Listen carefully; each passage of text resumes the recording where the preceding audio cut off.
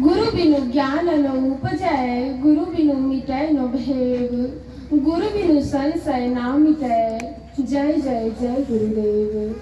अव्यक्त रूप में पूज्य आराध्य देव, व्यक्त रूप में पूज्य हमारे माता पिता, पूज्य हमारे मामा जी, पूज्य मंचा सिंह बाबा, पूज्य हमारे पति देव जी, आए हुए धर्म प्रेमी सज्जन वृंद, माताओं एवं भक्तिमती बहनों, सबों के चरणों में अनंत बार नमन। हम बड़े भाग्यशाली हैं और ऐसे इतने बड़े महापुरुष के जन्मदिन के शुभ अवसर पर जो हमने थोड़ा सा अपने अनमोल जीवन से अनमोल समय निकालकर जो इस धर्म कार्य में दान किया, या हमारा अहोभाग्य है मानव जीवन की, इसी में सार्थकता है। संत मत के सत्संग में ईश्वर भक्ति की बड़ी प्रधानता है।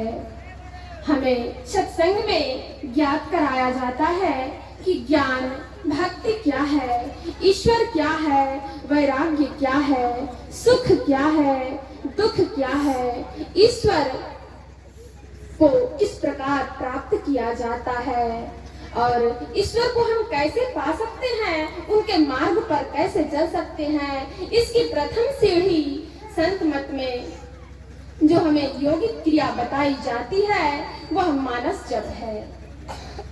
मानस जप हमारे यौगिक क्रिया की प्रथम सीढ़ी मानी जाती है और इसी जप के संदर्भ में एक छोटी सी कहानी है। यह आज जो आप हमें देख पा रहे हैं कि मैं आप लोगों के बीच दो शब्द बोल पाने के लायक बनी हूँ, यह मेरे माता पिता का आशीर्वाद है, बड़े जनों का स्नेह और उनका साहस है। हमारे घर का यह नियम है कि अब घर से जैसे ही हमारे घर से सत्संग में कोई जाते हैं बड़े जन, तो वहां से क्या सुनकर लाते हैं संदेश के रूप में हम लोगों को, हम छोटों को अवश्य सुनाया जाता है। हमारी माँ कुप्पा घाट गई हुई थी और पूज्य विद्यानंद बाबा इस कहानी को, नाम जप की महिमा पर इस कहानी को कह रहे थे कि इसी प्रकार सत्संग चल रहा था। कथावाचक बड़े दूर दराज से आए हुए थे, बड़े भव्य आयोजन की गई थी और कथावाचक कहानियों कविताओं के माध्यम से समझा रहे थे और संयोगवश एक दही बेचने वाली बूढ़ी माई उसी रास्ते से जा रही थी जिनका कार्य था कि वह नित्य प्रति दही बेचा करती थी। उनका यही काम था, सुबह उठना, माथे पर दही के घड़े को लेकर गांव-गांव घूमना और उनको बेचकर वह अपना जीवन यापन करती थी। उसी सत्संग के रास्ते से उनका जाना हुआ तो बूढ़ी माई के मन में हुआ क्यों ना थोड़ा सा मैं भी कथा का लाभ ले लूं।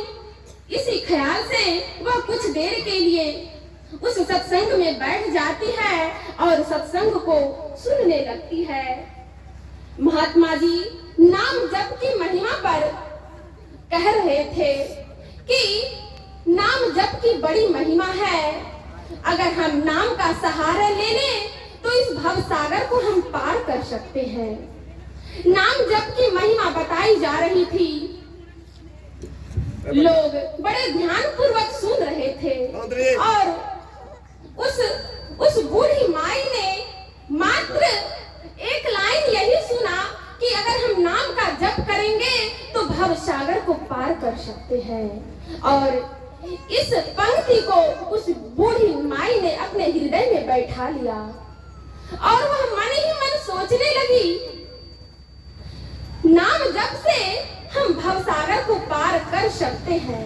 और इस पंक्ति को उन्होंने अपने हृदय में धारण कर लिया और वह करती क्या है, दूसरे अगले दिन वह बूढ़ी माई नहा धोकर आती है, उस महात्मा जी से योग का दीक्षा लेकर नाम जप का दीक्षा ले लेती है और उनके मन में यह था कि भव सागर तो बहुत बड़ा सागर होता है और मुझे दही बेचने में जो नित्य प्रति नदी पार करनी पड़ती है, उस नदी को पार करने के लिए हमें नाविक को रुपये देने पड़ते हैं।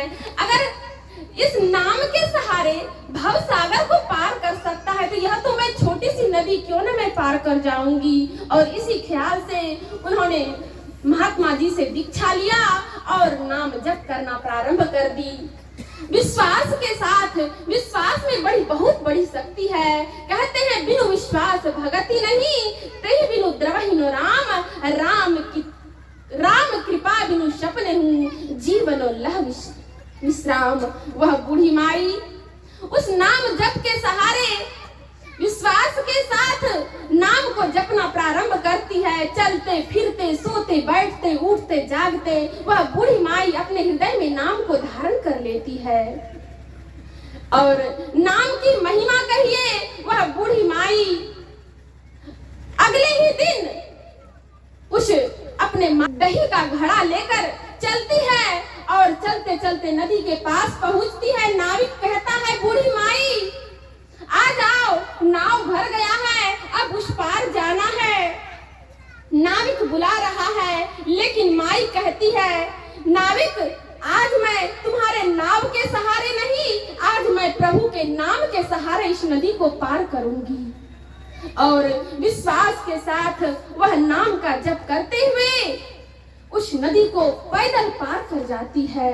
नाम की महिमा देखिए, नदी को पार कर गई और नित्य प्रति एक दिन नहीं, वह उस दिन से नाम जप के सहारे नित्य प्रति वह नदी को पार करने लगी।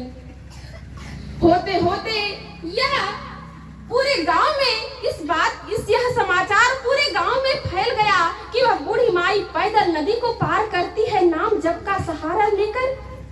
और फैलते फैलते यह बात उस कथा पहुंचती है जिस कथावाचक से उसने दीक्षा ली थी।